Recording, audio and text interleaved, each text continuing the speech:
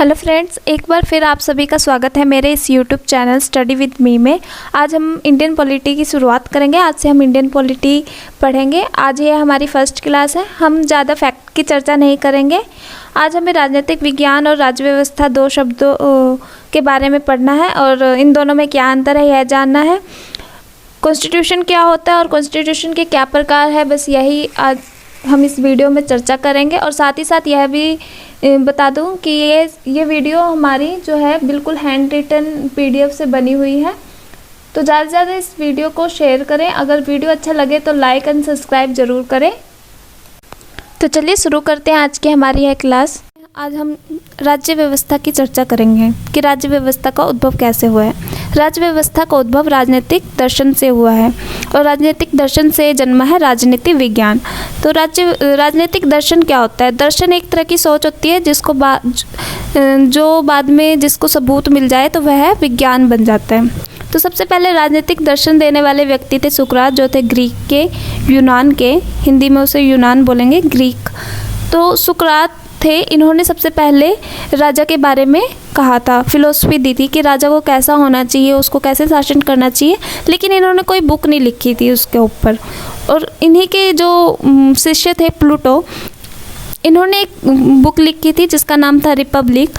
और इन्होंने सुकरात के कही हुई सारी बातें इस बुक पे लिखी थी और फिलोसफी दी थी, अपनी भी फिलोसफी दी थी राजनीतिक विज्ञान के ऊपर, राज्य व्यवस्था के ऊपर।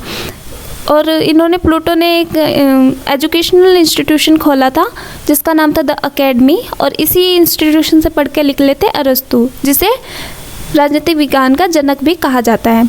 इन्हें राजनीतिक विज्ञान का जनक क्यों कहा जाता है? क्योंकि इन्होंने भी एक बुक लिखी थी जिसका नाम था पॉलिटिक्स, इसलिए इन्हें पॉलिटिकल साइंस का फादर कहा जाता है। और अरस्तु के वो थे, एक शिष्य थे सिकंदर नाम के, जिन्हें अलेक्जेंडर थर्ड और द अलेक्जेंडर द ग्रेट भी कहा जाता है। तो इतना समझ लो कि राज्य व्यवस्था का उद्भव कैसे हुआ।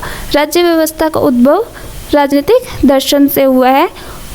इतना समझ में आ गया होगा, राज्य व्यवस्था का उद्भव राजनीतिक दर्शन से हुआ है। और राजनीतिक दर्शन देने वाले सबसे पहले जो व्यक्ति थे उनका नाम था सुकरात। और राजनीतिक विज्ञान के जनक किसको कहा जाता है? अरस्तु को। और अरस्तु के गुरु किसे कहा जाता है? प्लूटो को। चलिए हम बात करते हैं राज्य व्यवस्था के बारे में। राज्य व्यवस्था क्या होती है? तो सबसे पहले हमें जानना है कि राज्य क्या होता है और व्यवस्था क्या होती है। राज्य की सही निश्चित परिभाषा अभी तक नहीं दी गई है। 1933 में मॉन्टेविडियो कन्वेंशन हुआ था जिसमें कि राज्य की परिभाषा दी गई थी। एक ऐसा देश जिसमें एक अच्छा खासा भूभाग हो, उसकी जनसंख्या हो, उसमें सरकार भी हो और उनमें निर्णय लेने की स्वतंत्रता भी हो, उसे राज्य कहा जाता था। और व्यवस्था क्या होता है? व्यवस्था होती है एक नियम, एक ऐसी मौलिक नियमों के समूह को ही संविधान कहा जाता है।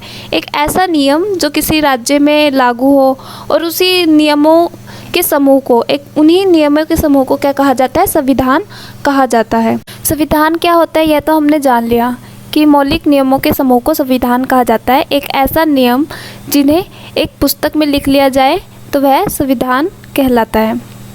तो संविधान के प्रकार जानते हैं। संविधान के दो प्रकार होते हैं, दस्तावेज के आधार पर और राजनीति की प्रकृति के आधार पर।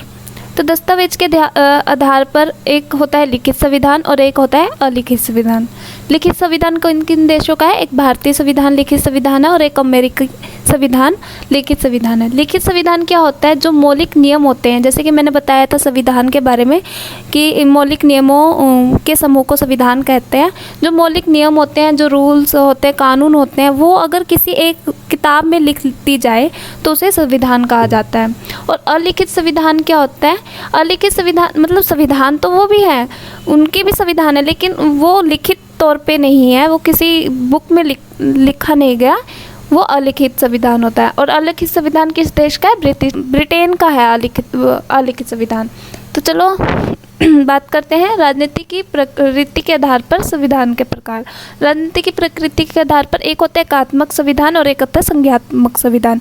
एकात्मक संविधान में ये होता है कि जहाँ शासन का स्तर केवल एक हो, जैसे कि जहाँ सिर्फ केंद्र का शासन चले, वो ब्रिटिश संविधान है। यहाँ शासन का एक ही स्तर है। और एक होता है संघीय संविधान, जहाँ शासन के अलग अलग स्तर होते हैं, जैसे कि केंद्र सरकार, राज्य सरकार और जो लोकल गवर्नमेंट होती है वो, उसे संघीय संविधान कहा जाता है। अमेरिका, कनाडा और ऑस्ट्रेलिया, ये 3 देशों में संघीय संविधान है।